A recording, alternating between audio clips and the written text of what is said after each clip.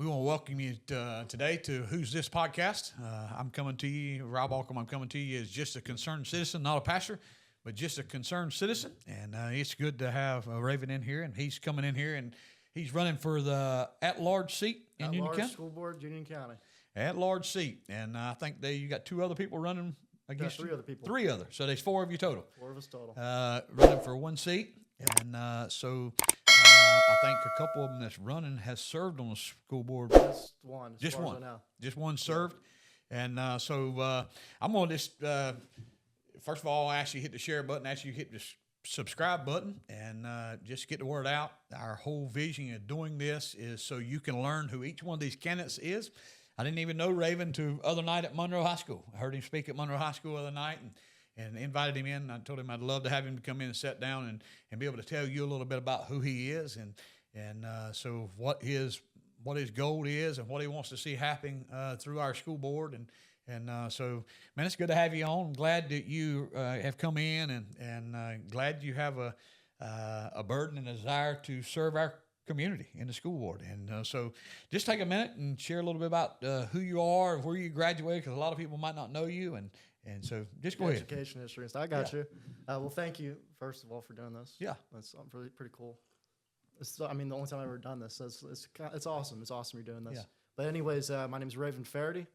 I graduated Porter Ridge High School in 2021, so I am kind of young, but it's all right. It is what it is. But like I was telling him earlier before this podcast, I went to UNCC, not the best school in my opinion, but that's just personal, and then switched over to CPCC, got the Political Science Associates, and then switched over to Phoenix University online. Now I do it for public administration, and I got a few more months of that, and then I'll have my bachelor's degree, and that's about it for the education. So studying politics. Studying politics. I love politics. Studying politics. Well, that's good. So you are 22.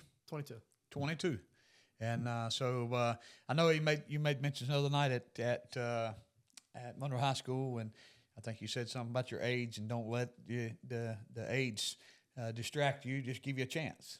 And I found it very interesting, and that at your age, at 22 years old, there's a lot of things that 22-year-olds could be doing. And besides getting into this dog-eat-dog politics realm. Yeah. But let's take just a minute, Raven, and share with me a little bit about why you want to run on school board. Why do you? What makes you have that desire to run on school board? I want to have a positive effect. I work at UCPS. I've done that for almost 3 years now. But you have all these people that constantly have problems and all kinds of money that's wasted constantly. I might get in trouble for saying this stuff on this is raw and real. Let's go ahead.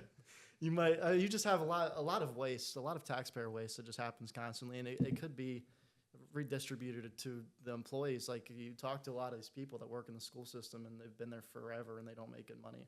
There's a lot of weird stipulations that happen. Like, if you come in for a maintenance job, for example, they cut your time that you have your history of employment in half. So if you were an electrician for 20 years, you're like, okay, I want a nice, easier job as just maintenance for UCPS. You only got 10 years of experience when they evaluate your pay. So they cut it in half. They put you down to a lower salary. Like, I want to say 22, 23 an hour maybe, which, it's not terrible, but I started at about 21 an hour, something like that. And there's electricians there that have been there since 2008, 2009, or 2015, anything, years longer than I've been there, since I was a kid, technically speaking, and they make less money than me. That's wild. This shouldn't even be a possible thing that happens. It's ridiculous. And it's every department, though. You have all these different departments where you have like custodians that keep leaving and quitting their custodian job because they make $15 an hour and they've been there 10 years, to work in a cafe for the school system to bump it up to 17 an hour. And it's just ridiculous to me. You shouldn't be 40, 50 years old making so little money. Yeah. So, there's a lot of taxpayer waste, and I think it'd be awesome to move that around for the employees. I heard you spit out a lot of numbers the other night, and you was talking about money, and probably one of the I did hear money mentioned maybe a couple other times, and it was talking about teacher salary, but I think that is that I think that is the biggest concern is as a taxpayer or a citizen. Sure we do have a great school system. I mean, we got a great school system. A lot of people move to Union County for the school system, and we have a great school system, and it's a big school system. I think it's 53 schools total, 41,000 students that we've got here, almost 41,000 students we have here in the county, and so that's. But as a taxpayer or as a concerned citizen, sometimes we know we got a good school system, but we focus on the money part. We focus on just the money that is spent and how it's spent. Yeah. And I asked this other day to another individual coming here running for school board. We talked about it, and when I went to school, I've been a long time. You was probably, what year was you born? 2003. 2003. Well, this is several years before you was ever born. I graduated, but when I went to high school, we had one principal and one assistant principal. But I think in COVID years, if I'm not mistaken, if I did my research right, in 22, that the high schools they went to having one principal. Before that. In my lifetime, it's always been multiple principals. Principal, multiple assistant principals. So we got one principal and 3 assistants in every high school. Yeah. And that is, I don't know. To me, that is just, that's a lot of money. That's a lot of money when you talking about what was and the way I read the article, and I might be reading it wrong, but the way I read it, the reason for all this was to try to pull our graduation rate up in our schools. So we have the first or second highest graduation rate in North Carolina. It's actually really high. That's actually kind of a problem with a lot of the finances. We do get less money from the state because we have such a high graduation rate. The more successful your students are in your county, the less money you get from the state. Yeah. Which is kind of wild. But it makes sense.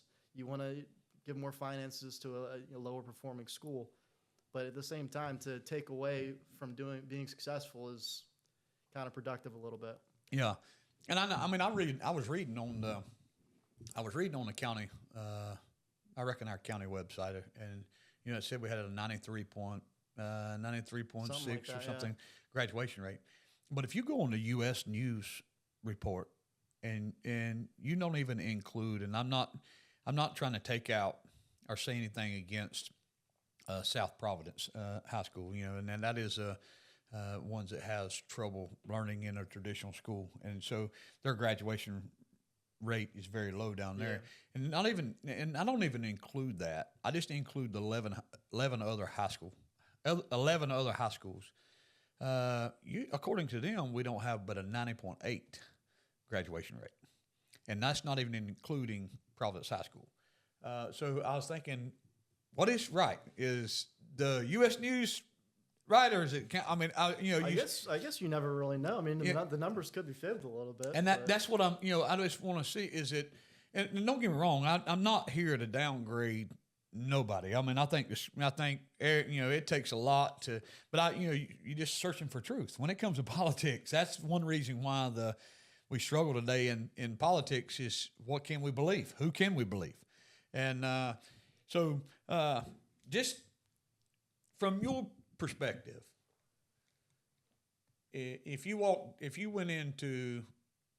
got voted in at this at-large seat and you had the backing of the board, because I know that you just one voice in that seat, if you had the backing of the board, where were some places that you see that could be cut to give that maintenance man a raise? Where can be and not raise the budget more than it already is? Well, a lot of it you can't necessarily cut out. You just have to repurpose it in the future. Like a lot of when I was at Monroe talking about the waste of a lot of stuff that they do, a lot of it is planned and then wasted.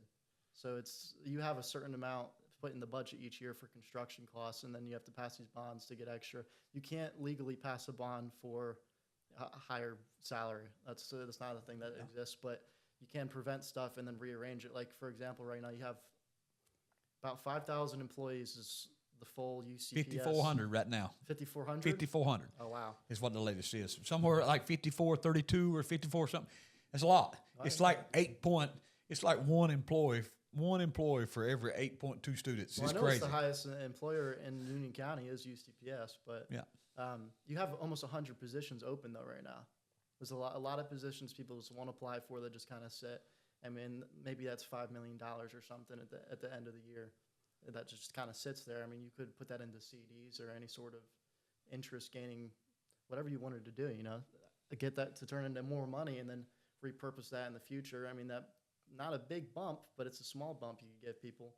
I mean, if you actually wanted to really make a big difference, you need a lot of money, like $50-60 million to actually get UCPS up when it comes to the pay. But I mean, a start, maybe if you could find about $20 million inside the budget is being wasted, you get about every employee about $1,000 raise each year. Yeah. Well, that's what I was looking at. Just the principles. You go back to assistants, and I don't want to cut nobody out of a job, but very quickly, I could find somewhere around $1.6 million just in them positions. Just going back to one principal and one assistant. I mean, you know, that just little stuff like that. And I don't, you know, there's a lot of, you know, I'm one of these that was raised don't live above my means. You know, I had to be responsible because as you as sitting on the school board and you spending this money or you coming up with this budget to bring before, and way I take it, you have to bring this budget to the county commissioners and they approve it. Is that, I'm pretty sure that's how. The UCPS board would approve the budget, but you get finances from the county commissioners. So I think it's, I want to say around, what is it, 130 or something? I might be getting the number completely off. But I think it's 139, I think is what we Gotcha. got from the county, and then we got 73 from Fed and then 269 from the state. 70. I thought it was like 35 from the federal government. Way I took it, way I read it, it's 73.7 million from the Fed, 139 from the local, and then from the state 269.1. Gotcha. So you know that's a lot of money. You know, when you figure it up for a student, that is $11,870 a kid it costs to go to school. That's a lot of money. It is. So there's somewhere that we can cut somewhere. Yeah. You know, we can find some. Because I mentioned something you made mention back at Monroe that night, and you was talking about. Didn't you say something about some stuff that needs to be fixed? Like was it Piedmont Middle, Piedmont High, where you was talking about the mold? I was talking stuff? about Piedmont Middle. It's I was just saying if you can make these schools a lot better too. It's a lot of the schools they don't really put much time into, and I shouldn't say a lot. Some of the schools they don't put as much time into to try to keep them up to date. And then they just have these projects where they do something entirely new instead of repairing stuff. And I was talking about the energy too. You have all these incandescent bulbs inside that school, and it might not sound like that much, but when you have an entire school running all year long and it's you know, hundreds of lights in the school, your energy bill kind of adds up. So you can save not a crazy amount, thousands of dollars each year. That'd be it probably, but I mean, there's a lot of places you could start, and that school is just kind of run down in my opinion, and it's sad because it's great staff and they do really well there, and they don't keep it up as much as they could. And I was talking about the ceiling tiles when I was on the stage. The ceiling tiles there are all falling apart, and they got mold spots on them and holes, and the grid's coming off in some areas. It's just not very well kept up. Yeah. And some of these schools they put a little more time into keeping them up. But to be fair, it is an old school, but there's a lot of stuff you could save money in just by renovating and repairing stuff rather than doing new projects. Yeah. So. Well, let me ask you something. Will you consider yourself a very conservative individual, or how would you consider? So I got a lot of lashback on this. Everybody said I was a white nationalist when I did my last campaign, but I'm a conservative nationalist. So I'm a Republican. I'm registered Republican, but my actual views align very specifically with conservative nationalists. And that means that I have conservative beliefs, and a lot of that ties into Christianity. But the nationalist part would be me wanting what's best for my nation or my community. So there is some differences I have when it comes to the Republicans, but it's not really crazy stuff. Like maybe a Republican might be more centered on capitalism, and capitalism is a good thing. It's what part of our country is founded off of. I mean, you want to be able to have the American dream, but there gets to a point where there's it's monopolized. You have a lot of these companies that just own everything, and you have nothing you can do to compete against them. They're massive, and it just takes over. So the nationalism part would be more like ending monopolies, which originally that's how America was founded. So you could try to prevent monopolies, but a lot of Republicans nowadays don't really have that belief. And some do. I'm not hating. There's a lot that still do, but that's kind of the distinction, I guess you could say. Yeah, because you might want to hit on that a little more. Somebody said he is a Republican nationalist. You might want to hit on that just a little bit more so they'll understand exactly, define that very clearly. So That just means I want what's best for my nation. It's very simply. So you are very prideful in my nation, I guess you could say. Yeah, you love your country. I want my country to be the best it possibly can be.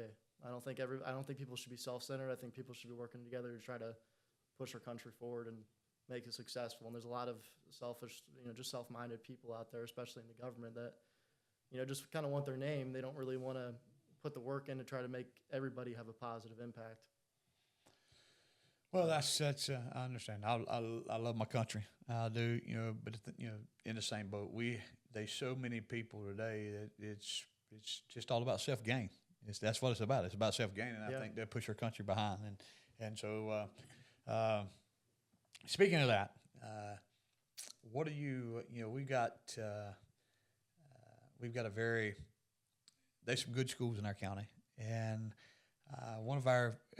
just doing this studying and looking, I didn't know a whole lot about the school board and didn't follow them a whole lot up till I started thinking I'm gonna, what I want to do, and so I started digging into the county and digging into the school and trying to find some details about the school, and I found out that one of I'm gonna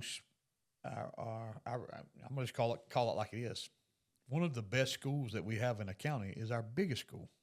Is that Porter Ridge? It's Marvin Ridge. That has the most students, Marvin Ridge? Marvin Ridge. I thought Porter Ridge was number one. Marvin Ridge is, according to what I've read, it was Marvin Ridge has just almost 2,100 students, and it was like 2058, 2068 or something, and their graduation rate was 95%, and their college readiness was 62.9%. 62.9%. They was 7.3% higher than any other high school. But somebody say, well, you got to look where they live at. You got to look who's there. Which is fair, yeah. But I understand that. But still, that's speaking very highly when you got that many kids and you doing that kind of work. Yeah. And that's, we do have some good high schools and in our area. I know that end of the county down there is, there's a lot of schools come back in a small circle down there. When you got Cupperson, you got Weddington, you got Marvin Ridge, all compacted right there together. You know your stuff, man. And so, that is, but you look, my thing as a school board member, if I was looking on the education part, I would say, what are they doing different down there than they are in the other schools? I graduated from Piedmont. I reckon schools has got titles across this county. It don't matter if you went to Piedmont, you went to Parkwood, you got to be country. That's how, and you look at the Weddington side, you look at the Cupperson side, Marvin Ridge side, they city, cityfied. It's got that nickname across the county, I reckon. But I went to Piedmont and graduated from homeschool, but went to Piedmont, and what I would do is as a school board, if I sit on a school board member as a member or a board member, that'd be one thing I would try to look at. What are they doing down there that's getting these kids the numbers? What? I mean, I do agree with whoever was talking to you about the community. I think it is community based. I mean, you have these parents that are most likely college graduates who live in these $1 million, $2 million houses that all live there. Chances are, if you're a parent in that situation, your child goes to public school, you're going to try to push your child to be following your footsteps, in a sense, to be college ready or whatever you want to call it. And I think a lot of it probably plays back to the parents and the environment that the children are in. Yeah. So, and it could be back at just trying to get the parent more involved, trying to get a parent more involved in their kids. Yeah. I mean, because we live in a day and time. I'm honestly, we've got a school here, we've got a private school here at our church, and man, we see it that parent involvement in a child's life. It seems like a lot of them is what I'm seeing is they'll get involved in sports, but when it comes to education side, they don't get a whole lot of help. I mean, and I'm not speaking for everybody. I'm just speaking for what I see. They don't get a whole lot of help. It's like, here's your iPad, here's your phone, get out I'm watching TV, get out of my way. But they need help. We only get them for a certain amount of time, and you can instill in a kid all you want, but if you don't have somebody to put the amen on it at home, it ain't gonna work. So yeah, no, 100%. I mean, a lot of it really is just the upbringing too. Like if you're in the Piedmont area, you probably have parents that work in some sort of trade. Mm-hmm. That's what you're around, and maybe when you're 16 years old, you work the summer job doing construction or electrical or whatever it might be, and that ends up kind of making a path that you can follow, and you kind of get used to it. So, yeah. Well, I ain't gonna take up a whole lot of your time, but I'm glad you come in and sat down and talk with us, and I think I'm just going, when we do this podcast, I'm raw and real. I liked how you talked the other night at Monroe, and I said, but there's only one thing that I want him to touch on. What's that? I seen. Well, you did say something about your age, and I don't really worry about that age because, just like you said, give me a shot. I reckon what I would ask you is, sometimes young people, and I think you've done answer this, but sometimes young people can spend money very quickly. That's my question. I said, I wonder how tight he's going to be, how controlling. And then you got to spitting out some numbers up down there. And I said, he knows his stuff. So for them to win their vote out there for that seat at large, I want to give you just a few minutes and you just share it to the people. Hey, what they can count on you, or first of all, can they count on you to do what you say you're going to do? And then what do you plan on doing with the backing of the board? Like this is going to sound bad, but they can't necessarily count on me to do what I'm saying. I would do as much as I possibly can, but at the end of the day, what it comes down to is if I can work with other school board members to get done what I'm talking about. And I mean, I would hope I'd be able to. Yeah. I mean, I don't think I'm a rude person by any means. So as long as I communicate with people and try to get stuff done, I mean, that's all it really takes is for the people to kind of listen and work together, and hopefully I'd be able to do that. But I mean, that's the same with anybody. Anybody can say anything that they're going to do this for an election, but in reality, if you don't work with other people, you can't really get it done. Yeah. That's what it comes down to. But I would try. I would hope I'd be able to have a positive impact and be able to do something. So. But they can count on you to do what you say you're going to do if you have the backing of the board. 100%. They can count. Okay. They can count on me to at least fight for it. But that's the thing. A lot of people say they're going to do this, and then you get them voted in, and they go the exact opposite way. And that's the people vote you in for a reason, because they look what you stand for, and they entrust you. They give you a chance, and they believe you're going to do what they're going to. Yeah. Well, for me, it's not even like a lot of people would say a name recognition thing or a money thing, whatever it might be. I'm not really worried about that. I just want to be able to do something positive in my life and be able to say I did something good and was able to help people, and I don't know, do the right thing. A lot of people don't really push for that, and I think it'd be awesome to be able to be a positive light, I guess you could call it. So. Well, I want to say, hey, thank you for having the desire to invest in our community, in our county, our school system. Thank you for that. Hope's the best for you, and hey, never know. You 20, 22 years old and trying to get in politics. Never know where we're going to see you at 30. Yeah. One day you might be running for a state position, federal position. I don't know. And so, hey, keep plugging along. We're glad to have you in with us, and I hope that you'll share this video and get the word out. Oh, I got you, yeah. And so we're excited about having him in. And so, Raven, tell them, can they find you if they want to learn a little about you? Are there a place where they can go to learn a little about you? Actually, I have a website, but it doesn't pop up in Google. I don't know why. I try to contact them to fix it. Maybe Google doesn't like me or something. I don't know. But anyway, so it's just my name.com, so ravenfaherty.com. And if you look that up, you will see stuff that I put on there. And it's a lot of stuff that, I'm fighting for, I guess you could say. And you can read up on me and find information on what I believe in, what I'm trying to do if I am to be elected. But I also have my Facebook too, and that's about it. You can just look at my name on Facebook. I'm sure it'll pop up. I'm the only Raven Faherty in the world. So well, and if you're curious about how that is spelled, it will be on when you start this video. Go back, his name will be at the top, and you see exactly how it's spelled. So go search them out. And don't just, and I'm telling you, please, and I shared this in one of our last podcasts about my daughter. Please don't just pass a sample ballot out and say this is how you vote. Educate your kids, educate your family. I think it's our right as a citizen. We get to go vote, and we need to do education, educate our children and our family that, and show them. They have the right when they get 18, they got the right to vote, and I think we need to let them make their decision. Put it all out there, because decisions today will affect tomorrow. And so, decisions made today for that 20-year-old is going to affect them down the road, or a 25-year-old or 30-year-old. It's going to affect them down the road, and let them make that decision. Lay it out there and say, here's your choices. You pick your best candidate. And so I encourage you to hit the share button, search Raven out. And Raven, again, it's been good to have you. I hope the best for you, and look forward to seeing you in the days ahead. And so one reason, and another thing, we're making these videos so that one of these days, if you get voted in the school board and you said you're going to do this and you're going to do this and you don't, we're going to take this video and we're going to post it all over social media and say, this way. No, just kidding.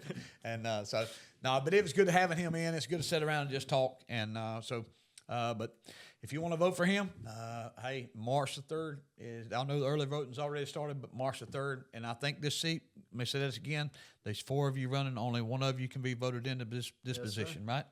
Yeah. And so if this is somebody you want to put your trust in, go vote for him and give him a chance. Don't let his age, don't let it say, well, he's young, I ain't gonna vote for him. Hey, give him a shot. Look at his stuff and trust him. I trust what he said here today. He said that he'll fight for what he could, for what he stands for. So again, thank you for tuning in to our podcast today. Hit the share button, hit the subscribe button, get the word out, and we look forward to being back with you in a few days. God bless you. And a final note too, if anybody has any questions or anything that you want to reach out and you're undecided, just shoot me a message or shoot me an email.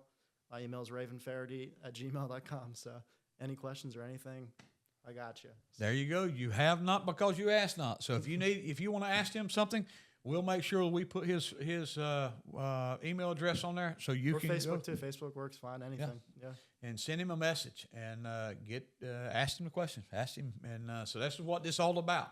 He's one of them that's willing to answer. Ask him, and so that's why I wanted to sit down today with you and ask him. So Raven, again, it's been good to have you. Thank you. And so hope you have a wonderful day in the Lord. God bless you.